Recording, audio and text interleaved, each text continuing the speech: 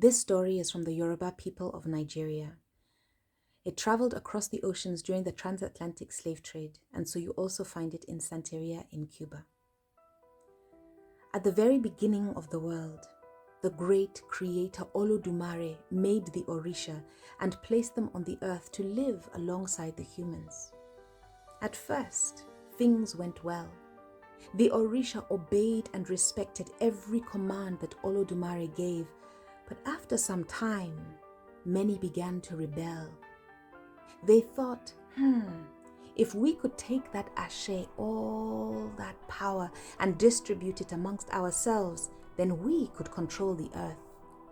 But Olodumare caught wind of their plan, and his action was swift. He stopped the rains, and it wasn't long before the rivers, the waterholes, the streams began to dry up. The earth became parched and cracked.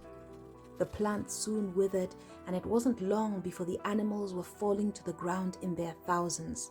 The humans were beside themselves, and they begged for help. The orisha knew that they were to blame. And Oshun, the youngest orisha, the orisha of love and beauty and prosperity, begged them to send a message to Olodumare. They took on their bird-like forms, and one after the other, they attempted to take a message to the skies. The eagle went first, but the burning rays halted him and he returned to the ground. The swift flew upwards, but she too failed. Bird after bird, until it was only Oshun left, the peacock.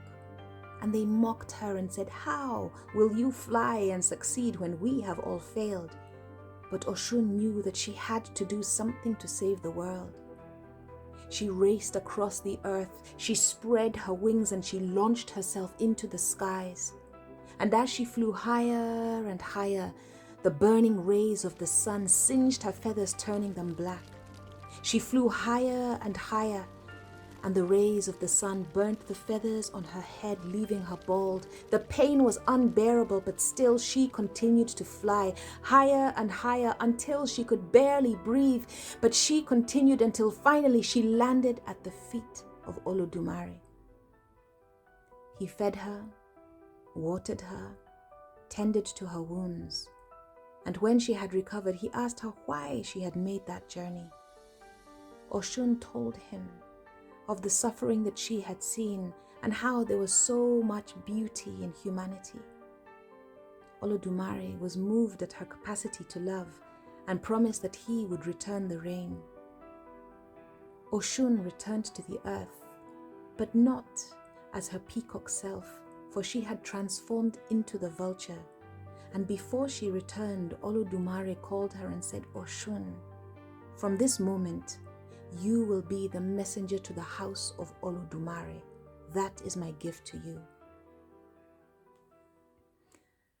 Many of us become drivers of change, and sometimes it can be frightening, it can be painful and leave scars, and sometimes there is a part of us that is transformed completely.